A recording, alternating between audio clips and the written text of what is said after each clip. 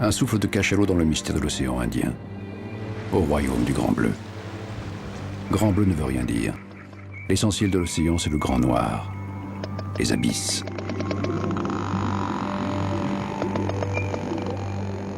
Dans la nuit éternelle, une invitation au voyage vertical. Aucun humain n'a jamais plongé jusqu'ici. Aucun n'y descendra jamais, sauf dans une machine.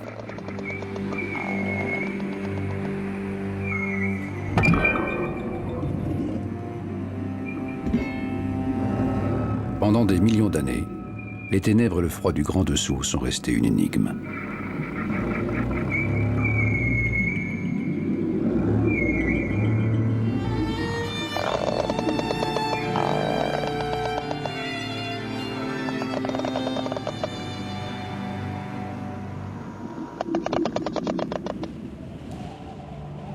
Au pays du calmar géant, voici l'histoire d'un clan de cétacés géants, le peuple du Grand Noir.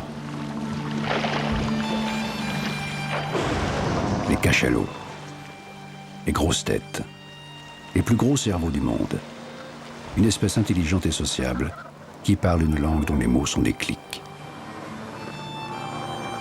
Voici 5 siècles, l'homme a doublé le cap des tempêtes et s'est risqué dans ces parages de terreur qu'il a nommé 40e rugissant.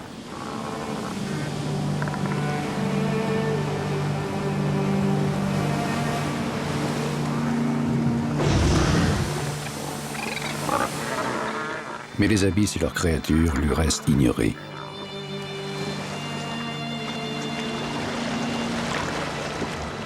Les cachalots connaissent cet univers fantastique.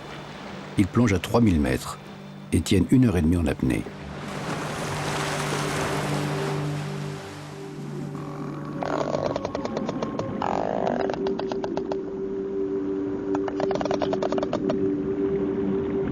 Au-dessous de 200 mètres, l'œil humain ne voit plus que du noir.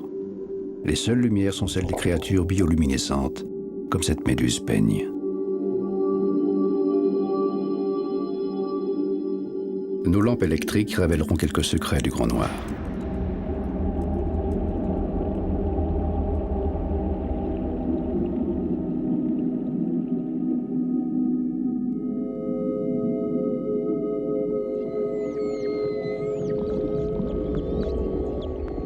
Les conditions de vie dans les abysses sont effroyables.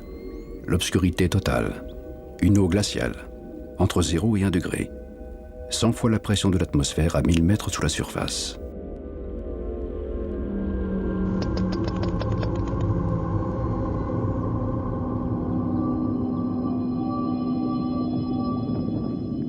En l'absence de lumière du soleil, pas de photosynthèse, donc pas de plantes. Au-dessous de 200 mètres, toute créature est animale.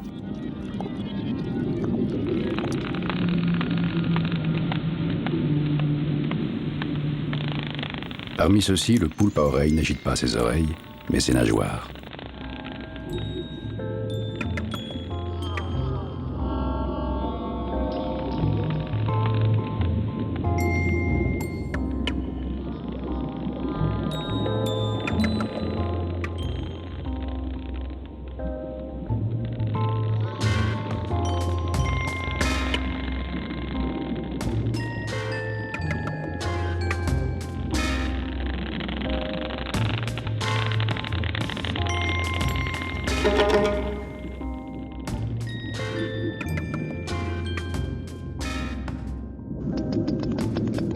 Un prodigieux voyage dans le corps ou dans le cœur de la mer. Une odyssée à la fois horizontale et verticale. L'histoire de ce clan de cachalots commence voici plus de 2 siècles, près d'un archipel perdu de l'océan Indien, sur la route de l'Antarctique. Ces terres sont si glaciales et si ventées qu'aucun arbre n'y pousse. Ici, il pleut ou neige 300 jours par an.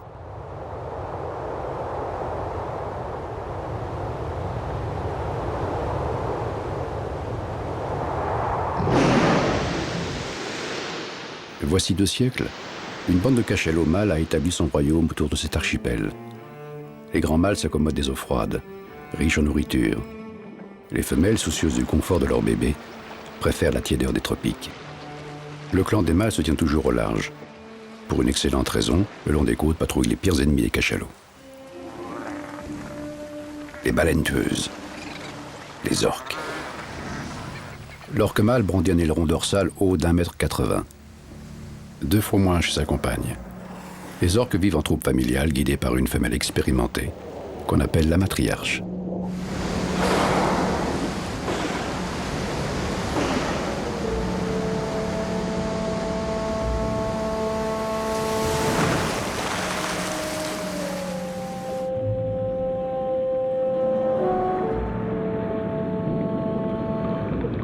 La matriarche a de bons yeux, mais voit encore mieux avec ses oreilles.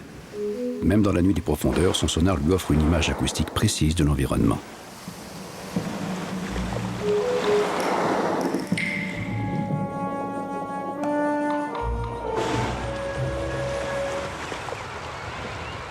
La troupe avance telle une brigade en campagne. Elle patrouille le long des côtes pour y déceler la moindre activité. Par exemple, le passage des manchots royaux. On en compte 2 millions sur l'archipel. Pour nourrir leurs poussins, les adultes effectuent d'incessants va-et-vient entre la terre et la houle.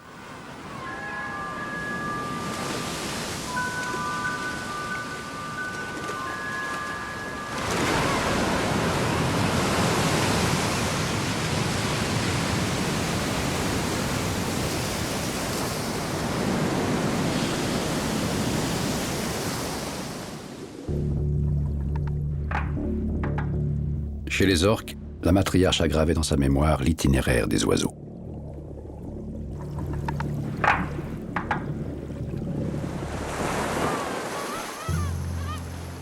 Les mâles en ont fait autant.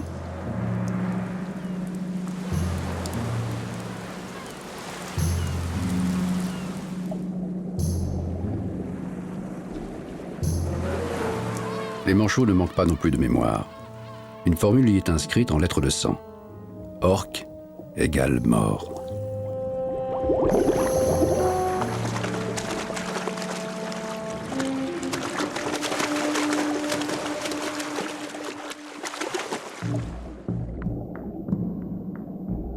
Sous l'eau, les faibles vibrations des manchots se confondent avec le vacarme ambiant.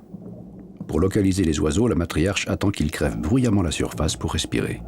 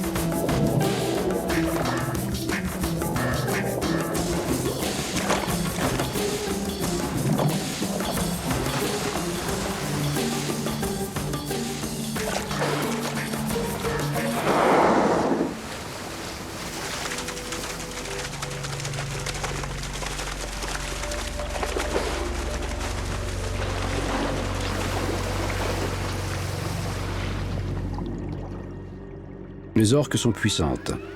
Jusqu'ici, on n'avait pas compris la manière dont elles s'y prennent pour dévorer les manchots. Elles écrasent l'oiseau entre langue et palais, afin d'en faire gicler la chair et les tripes. Elles abandonnent la carcasse comme un tube de ketchup vide. La matriarche transmet ce savoir à sa fille, qui deviendra un jour l'âme de la troupe. Voici 2 siècles, à distance respectueuse de cette terreur en noir et blanc, les cachalots coulent une existence paisible.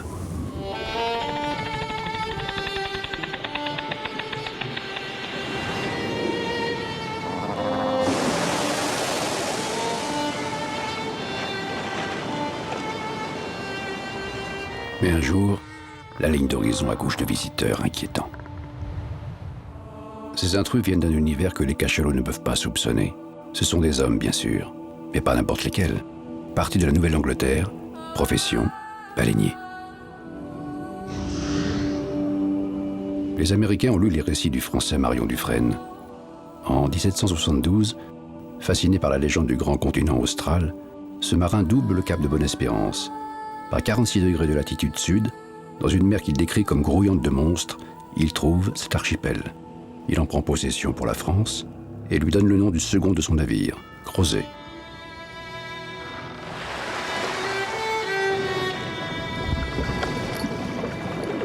Les Américains mettent à profit la découverte de ces terres subantarctiques trop lointaines pour être surveillées.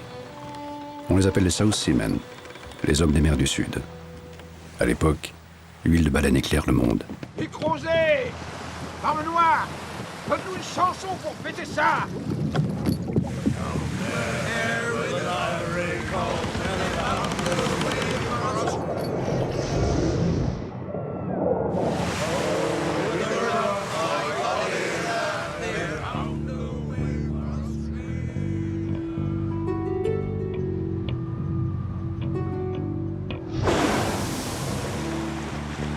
Là, elle souffle, droit devant. On y va. Doucement. Doucement, j'ai dit. Affalez les perroquets. La forme du souffle du cachalot le trahit. C'est le seul cétacé qui envoie son panache par un unique évent, du côté gauche et à 45 degrés vers l'avant. Descendez ma chaloupe. À bâbord. Barbe Noire à toi, Moussaillon, avec moi. Donnez-moi la canon. Rame tribord, mon garçon. Soupe, mon Dieu. Soupe.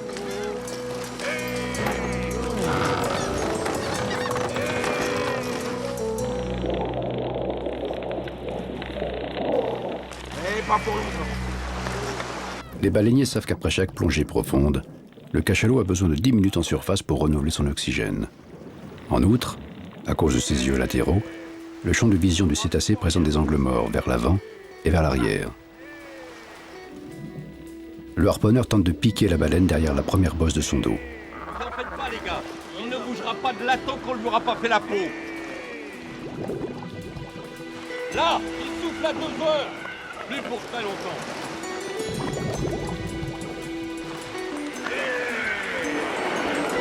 Attention, il nous échappe.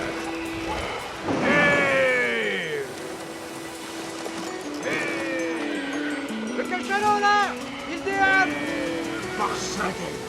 Il a sondé pour plus d'1 heure pour réapparaître à plusieurs milles d'ici. Il y en a d'autres pas loin. Cap au sud. Le cachalot isolé appelle ses congénères à la rescousse.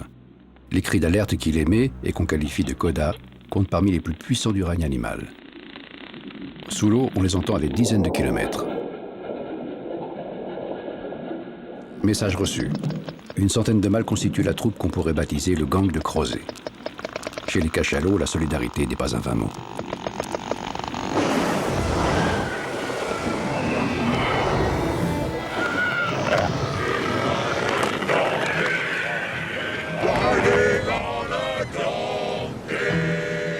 Écorpé, mon Dieu. Monsieur, et les mains en sang. Au temps de Moby Dick, les déferlants des 40e rugissants sont durs aussi pour les baleiniers. Les cétacés écoutent à la fois leur instinct et leur intelligence. Le mot d'ordre est de rester groupés, pour se nourrir comme pour affronter les périls. À l'inverse, les humains cherchent à disloquer le clan, à isoler un individu. Question de patience et d'expérience.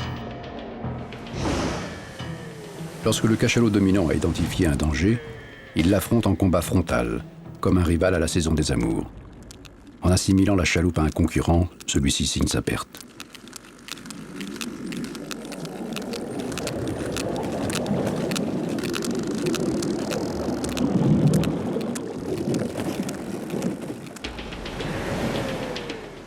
Aussi longtemps que les cachalots maintiennent leur cohésion, les hommes et leur esquif ne pèsent pas lourd. Mais en sondant, les géants abandonnent leur leader à une mort inéluctable. Ah, je le vois, capitaine. Ils sont.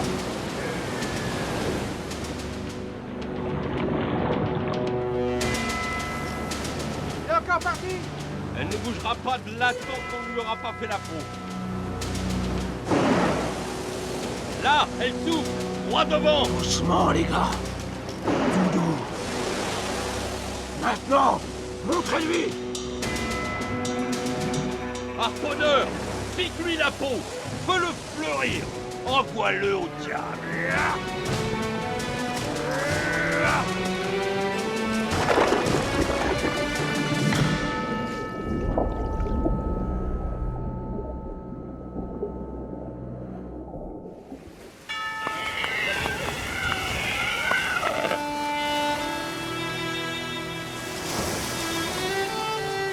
Au temps de Moby Dick, des centaines de cachalots sont allés sur ces plages pour y être débités. On fait fondre leur lard, qu'on met en tonneau. Dans la langue des marins, un cachalot de taille moyenne est un 40 barriques.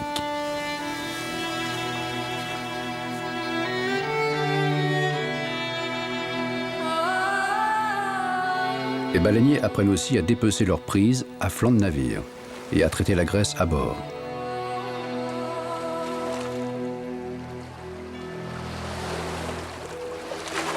Faute de chair à harpon, le grand massacre s'achève au début du XXe siècle. Le gang de Crozet a été anéanti. Il faut attendre le moratoire de 1986 pour que la chasse à la baleine soit enfin prohibée, dans l'océan Indien comme ailleurs. Un royaume que visitent les descendants des rescapés du massacre. Ce qu'on pourrait appeler les sauver les eaux.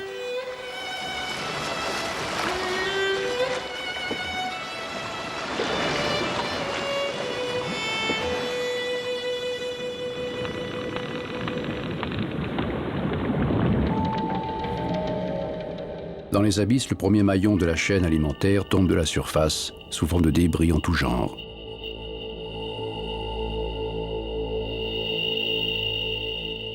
Le corps de ce cachalot mort fertilise les fonds locaux. Dépouillé par les baleiniers de sa chair, de son lard et du précieux spermacétie de sa tête, la carcasse a coulé. Une aubaine pour les nettoyeurs.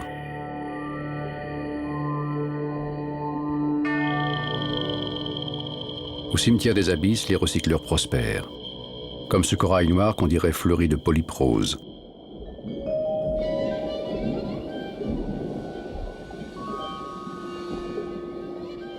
Ce poisson trépied. Ce poisson crapaud antarctique.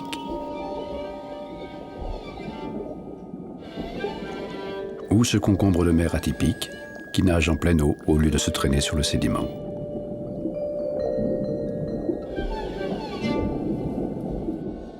La masse des détritus nourrit une armada d'araignées de mer. Ces nettoyeuses se rassemblent par millions. Elles attirent des prédateurs contre lesquels elles n'ont d'autre défense que leur carapace épineuse.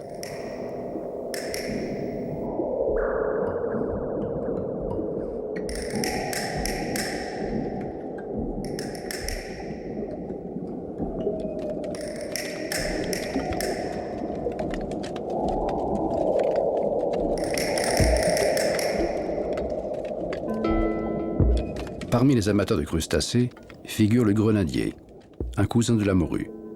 Sa queue effilée lui vaut le sobriquet de poisson rat.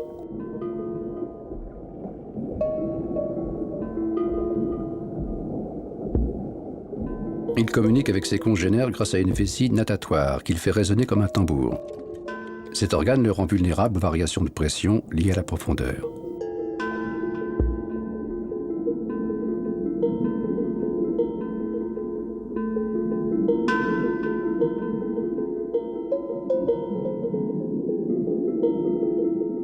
La chimère, dite aussi queue de rat, est bien différente. Elle n'a pas de vessie natatoire. C'est un fossile vivant, un poisson cartilagineux ancestral, proche des requins.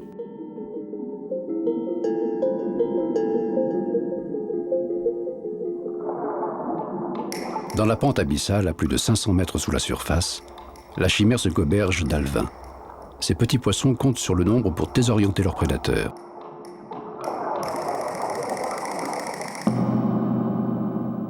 Pour les alevins, le plus terrible ennemi n'est pas la chimère. Il possède des dents acérées et de gros yeux qui détectent le moindre reflet. Il peut peser 300 kilos et mesurer 1,80 m de longueur. Ce chasseur implacable, c'est la légine.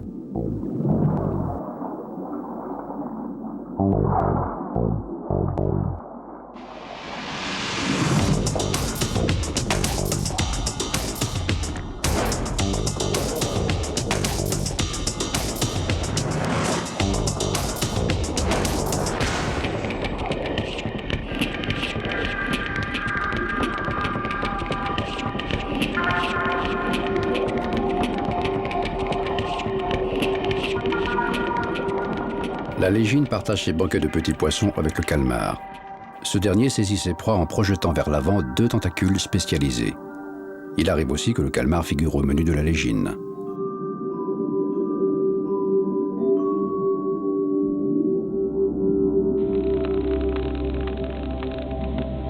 Les cachalots se nourrissent avant tout de calmars.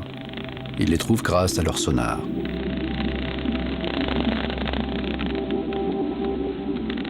Ils émettent des clics que la bosse de leur tête amplifie et dirige. Ce melon contient une huile très fine, appelée spermacétie par les baleiniers, qui l'avaient prise pour du sperme. Les ondes sont réfléchies par les obstacles, le cerveau analyse les données et c'est ainsi que le cachalot voit le monde, avec ses oreilles.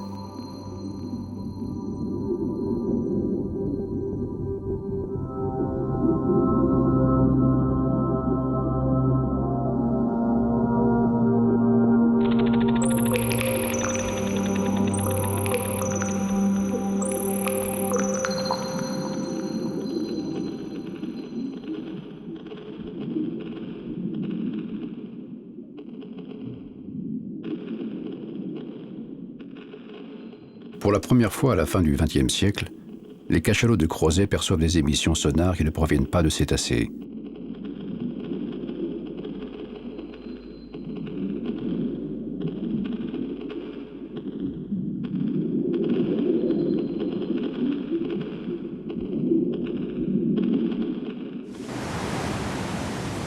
Ces clics sortent de monstres de métal où ont pris place non pas des baleiniers, mais des scientifiques. Des océanographes français, occupés à lever une carte des reliefs sous-marins. La carte des abysses, les cétacés de Crozet l'ont depuis longtemps dans la tête. En bien plus précis. À certaines époques, quelques-uns d'entre eux ont en effet le privilège de gagner les eaux chaudes des tropiques, où se tiennent les troupes de femelles.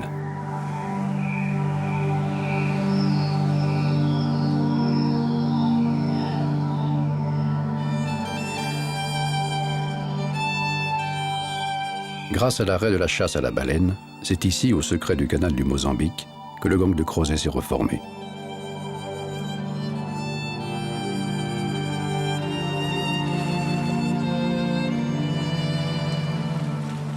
Voici le fief d'une grande femelle, une chef, une matriarche, entourée de ses filles, petites filles, et des jeunes de la famille au sens large. Les sociétés de cachalots sont matriarcales. Malgré leurs 18 mètres de longueur et leurs 60 tonnes, contre 12 mètres et 15 tonnes pour les femelles, les mâles adultes en sont exclus. De temps à autre, l'un d'eux, un dominant qui a conquis sa place de haute lutte, vient présenter ses hommages à une belle afin de perpétuer l'espèce.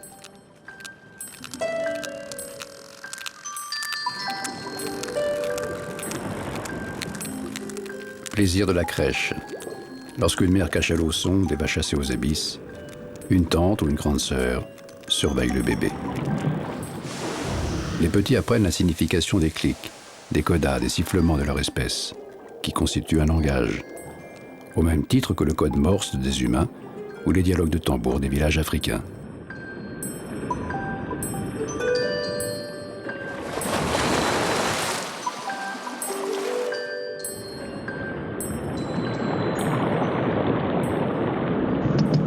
À la puberté, le jeune mâle est invité à oublier la troupe matriarcale, tabou de l'inceste. Il s'associe avec d'autres adolescents qui constituent des bandes de célibataires ou bacheliers. À l'âge adulte, cap au sud, vers le royaume de Crozet.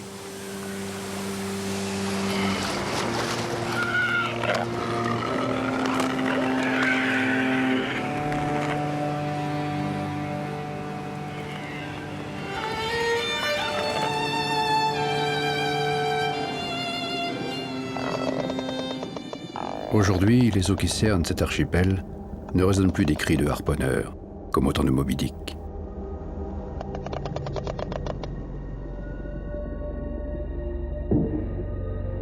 Les fonds répercutent d'étranges sonorités métalliques.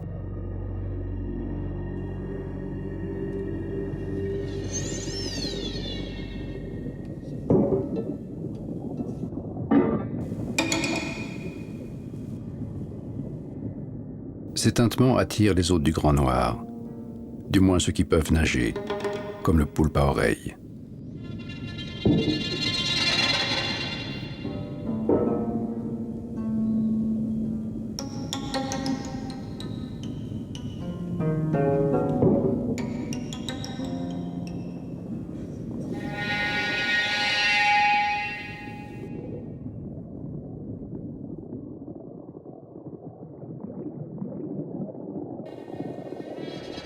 Le restaurant et le menu consistent en de longs filins garnis d'hameçons tombés du ciel.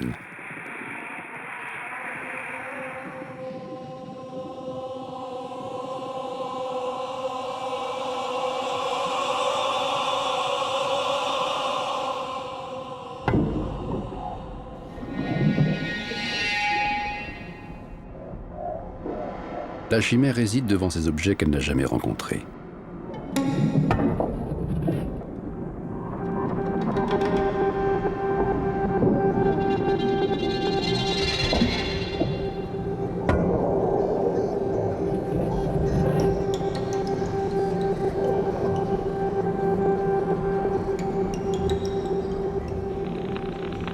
Même dans le noir, le cachalot peut observer la scène. Il la voit avec ses oreilles.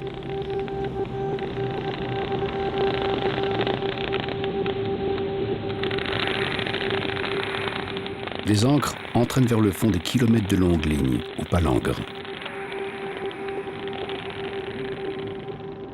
Nombreux sont ceux que les hameçons intéressent. Cette offrande tombée de la surface passionne un singulier personnage des abysses, le calmar abralia.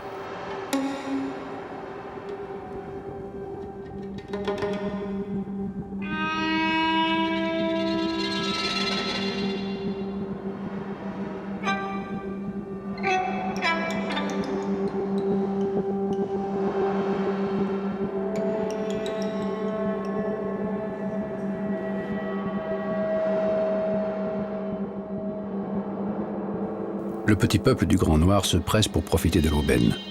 Le restaurant n'est ouvert que quelques heures.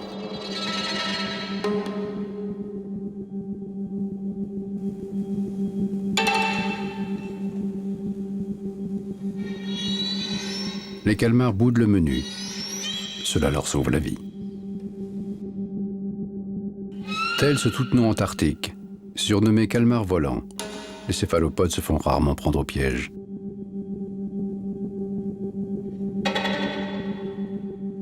Ils entreprennent chaque soir des migrations verticales de plusieurs centaines de mètres. Ils gagnent la surface en quête de chair fraîche, puis redescendent à l'aube. Mais le dangereux gros cousin Ictototis est aussi mangeur de calmars.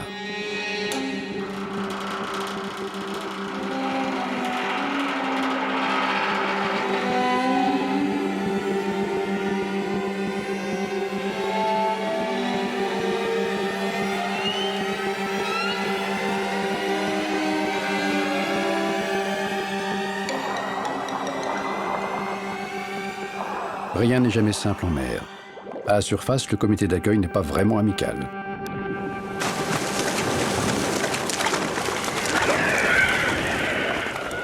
Mais qui sont donc là-haut ceux qui jettent ces longues lignes ?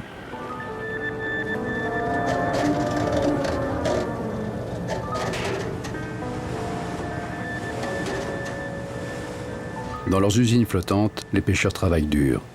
Vite, toujours plus vite. La saison est si courte.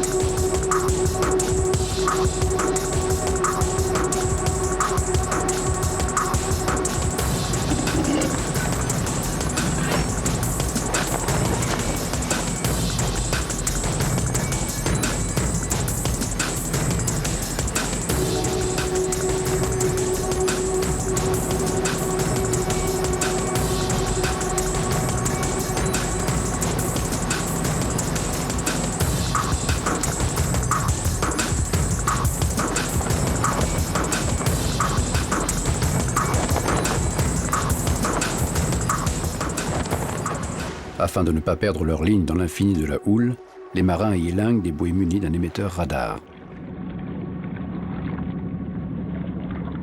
Toute cette agitation éveille l'attention des pires ennemis du cachalot.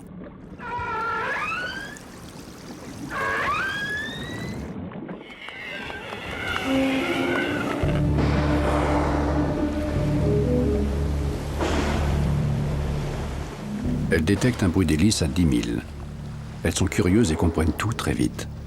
Elles se parlent dans un dialecte de clics, de sifflements et de grincements.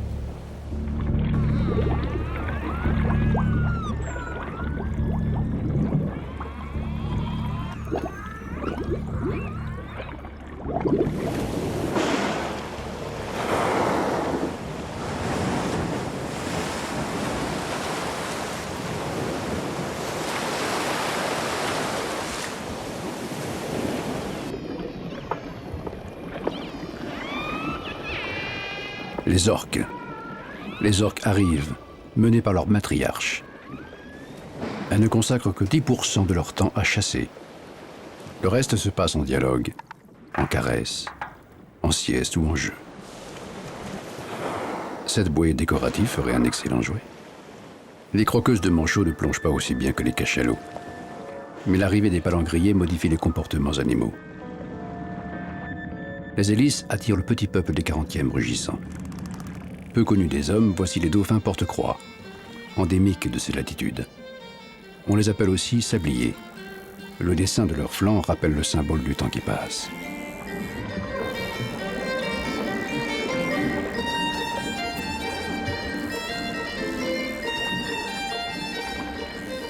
Dans l'immensité monotone de la mer, tout devient jeu, y compris la rencontre inopinée de porte-croix avec un sous-marin biologique de la taille d'un semi-remorque. Le grand cachalot.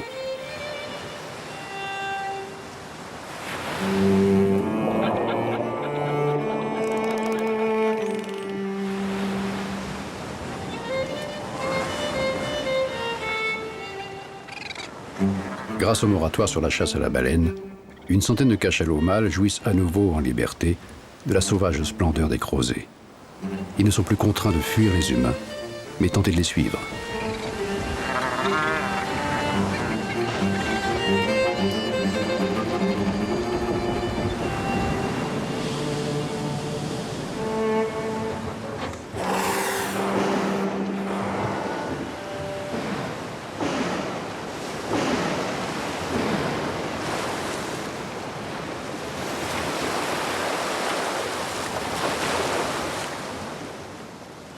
Pourquoi, se demande-t-il peut-être, faut-il que les orques pointent l'aileron dans cette harmonie? Auraient-elles perdu le goût du manchot? Elles ont une réputation de tueuses. Elles pourraient attaquer, même si leurs grands coussins sont 3 fois plus longs et 20 fois plus lourds qu'elles.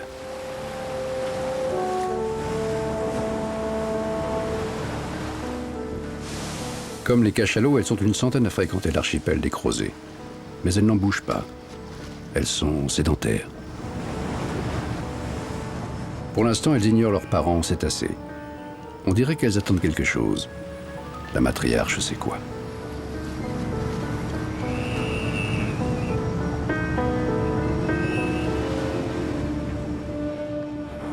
Elle entraîne sa famille dans le sillage du navire jusqu'à ce que les marins repêchent la bouée.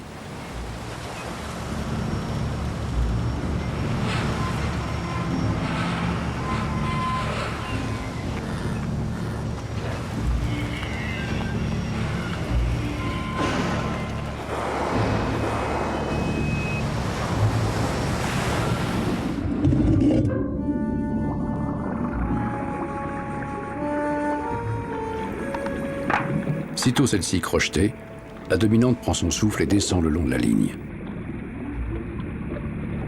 Incroyable. Les orques inspectent les palangres des pêcheurs. Cette fois-ci, pas de chance. Rien sur les hameçons. Les orques ont compris que les hommes viennent ici traquer des proies délicieuses, mais qui vivent bien trop profond pour elles. Elles ont la ferme intention d'en profiter, si ce n'est pas l'intelligence. Un cachalot aurait pu leur dire qu'il n'y avait rien sur les leurs. Les cachalots plongent beaucoup mieux que les orques. Celle-ci s'arrête vers 300 mètres. En dessous, rien à craindre. Le cachalot descend 10 fois plus bas. 1h30 de rêve au grand noir.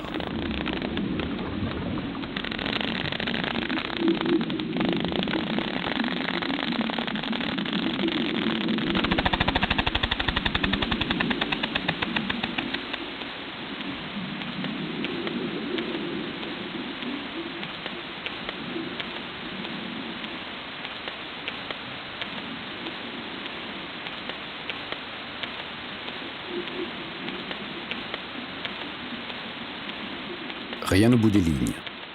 Sale journée pour les palangriers. Mais aussi pour les cachalots qui doivent se rabattre sur un autre navire. On compte jusqu'à 6 bateaux de pêche à la fois dans les eaux des Crozets. Ils ont tous la même silhouette, mais chacun sa couleur. Les hommes n'apprécient guère les cachalots, mais ils maudissent bien davantage les orques qui viennent sans vergogne voler le fruit de leur travail.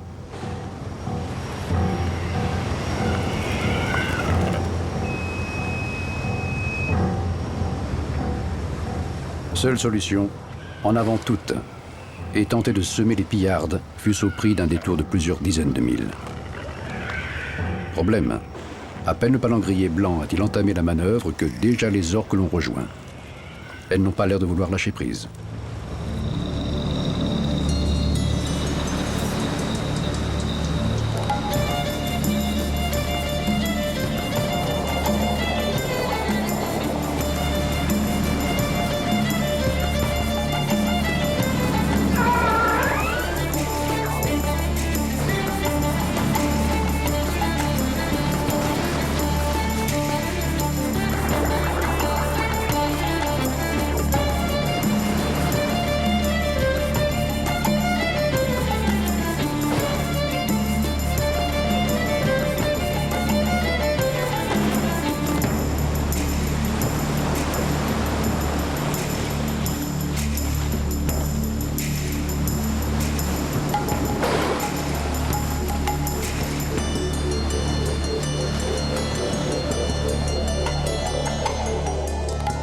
Sur ces terres de désolation, les dépressions s'enchaînent au rythme effréné de 2 ou 3 par semaine.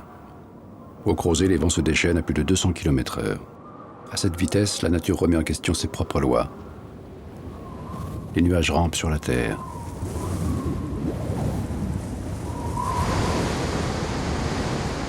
Les cascades tombent vers le ciel.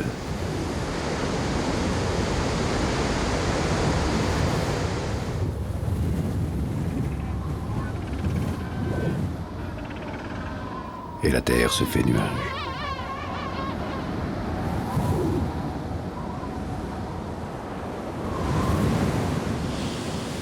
Poussée par des vents d'ouest qu'aucun obstacle ne freine, la grande houle de l'océan austral tourne autour de l'Antarctique et se déchire sur les falaises en levant les plus colossales vagues du monde.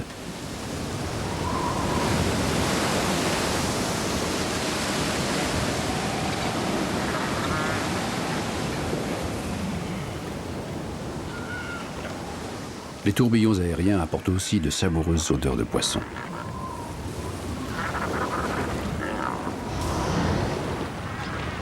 Chacun tente de repérer un bruit lointain parmi les ondes de tempête.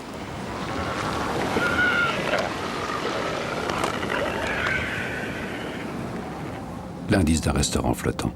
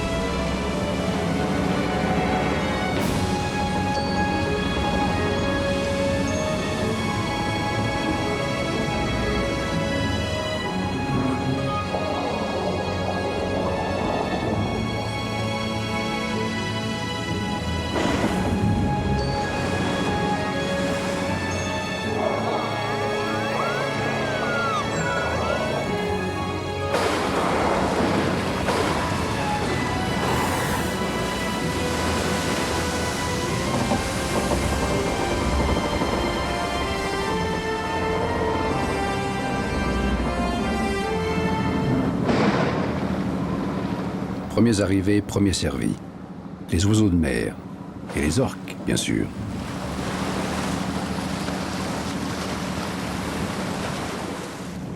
Profiter du travail des palangriers fait partie de la nouvelle culture des orques de Crozet. La matriarche en incarne à la fois l'instigatrice et l'institutrice.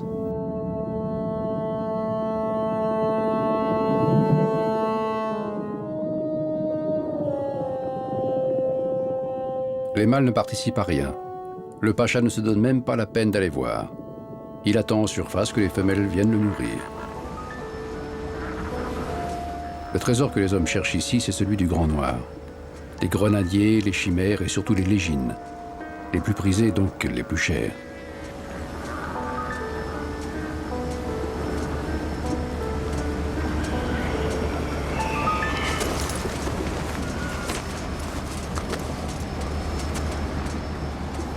Les jours fastes, le monstre de métal avale jusqu'à 5 tonnes de ces poissons.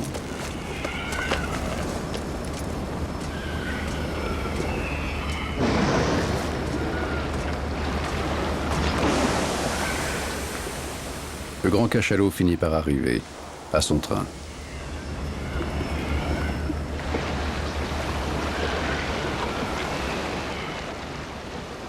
Les orques semblent plus agressifs que la fois précédente. 2 raisons à cela. Les lignes sont maintenant bien garnies et il est seul.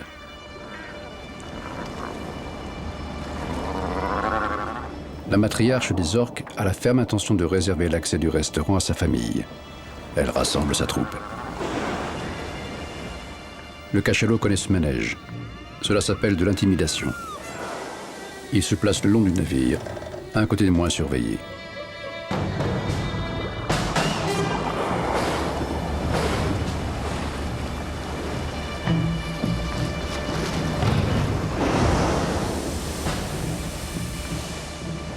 Les orques tentent de se glisser entre le bateau et lui. La matriarche le suit comme son ombre pour indiquer sa position à son clan.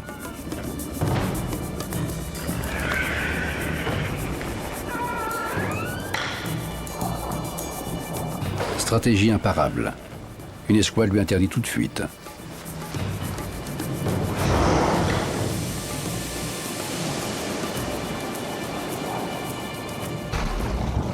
La matriarche et sa famille déploient le grand jeu pour ruiner le moral de l'adversaire.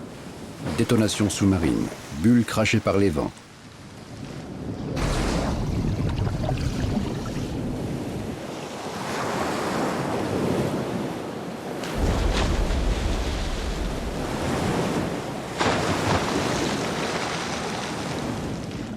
Le cachalot résiste.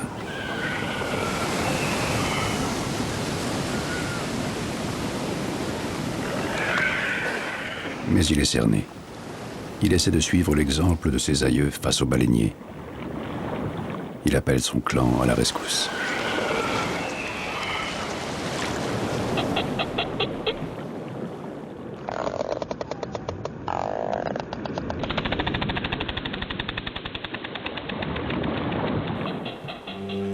Hélas, personne à moins de 10 km pour détecter ses cris. Il reste seul.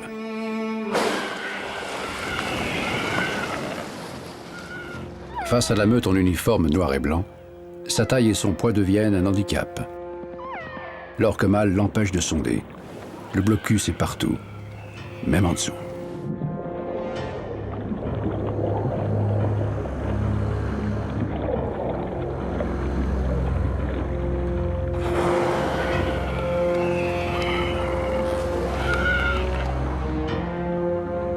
Comme les baleiniers jadis, les orques visent l'angle mort. Seule parade, tenter le grand coup de queue puis décrocher.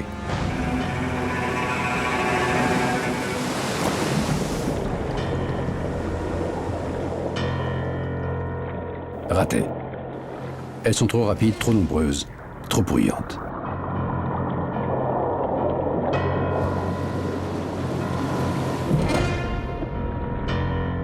On dirait qu'elles ont gagné.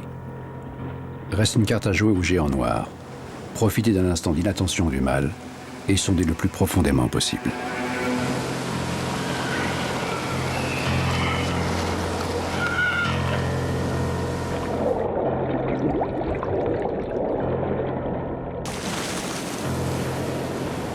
C'est parti.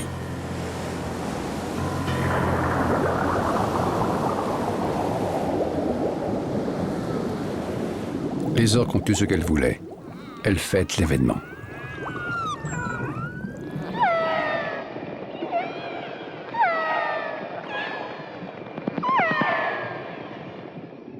Dans la nature, les puissants prédateurs se défient, mais passent rarement à l'acte.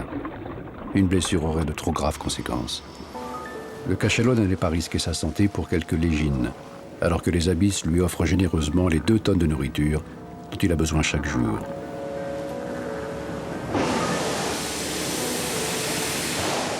Les palangriers peuvent le remercier. Il a un peu retardé le pillage, mais le banquet des orques recommence.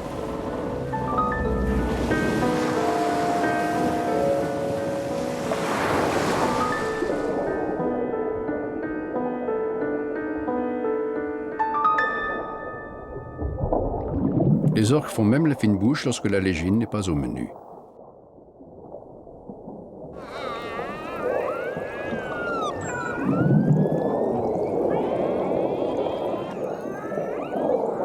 Et voici le dessert du pacha.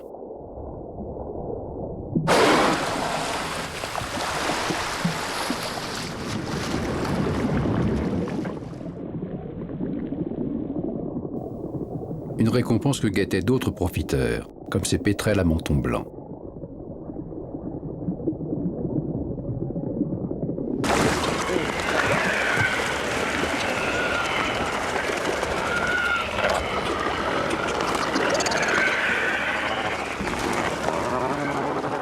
Les poissons abyssaux ne font pas partie du régime alimentaire normal des orques ou des oiseaux marins comme le pétrel géant ou l'albatros royal. En jetant ses palangres dans le Grand Noir, l'homme bouleverse la donne écologique. Nombre de locataires des mers australes ont modifié leur comportement pour accéder à cette manne.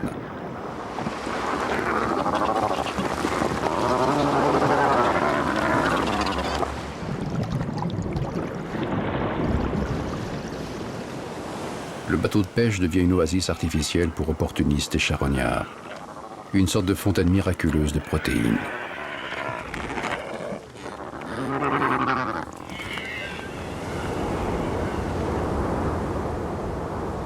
Cela peut-il durer? Est-il possible de briser ou de raccourcir une chaîne écologique majeure sans en payer le prix? Dans les eaux des Crozets, des quotas de pêche ont été instaurés. Encore faut-il se donner les moyens d'empêcher le braconnage. Quant au cachalot, rien ne prouve qu'il soit innocent de tout chapardage sur les longues lignes. Secret bien gardé. Si le cachalot pouvait parler, et il parle dans sa langue cliquetée, il dirait qu'il a d'autres secrets à confier. En tant que membre du club très fermé des visiteurs du Grand Noir, il observe que les équilibres écologiques changent très vite dans les profondeurs. Des tonnes de légines en moins dans les abysses, c'est autant de menaces envolées pour les calmars. Les mollusques peuvent se reproduire, vieillir tranquilles et atteindre des dimensions colossales. À l'exemple de ce Gonatus, le plus grand céphalopode jamais filmé vivant dans son milieu.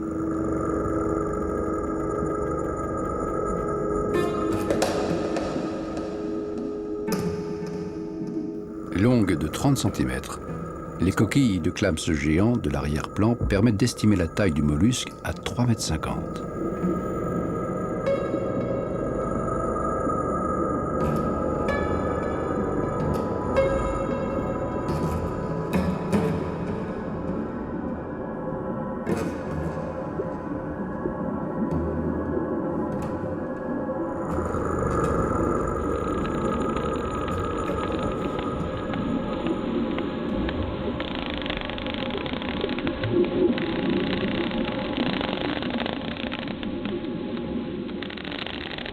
Au Crozet, les palangriers récoltent 6500 tonnes de légines par an.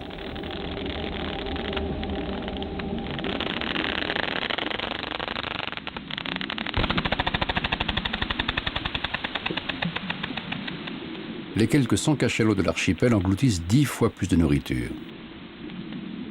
Entre autres, cette chimère à long rostre ou cet autre Gonatus. On a découvert dans l'estomac des cachalots des animaux surarmés, comme le poisson vipère, mais pas la moindre trace de blessure sur la proie. Cela signifie que les grands cétacés capturent leur proie en émettant des trains de clics d'une telle intensité que celle-ci reste clouée sur place. le cachalot utilise une arme absolue, le cri qui tue.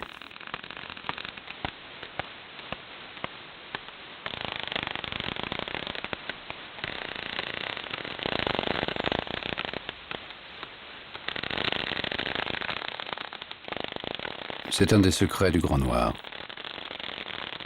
de ceux dont les hommes n'entendront jamais parler, parce qu'ils appartiennent à un autre monde.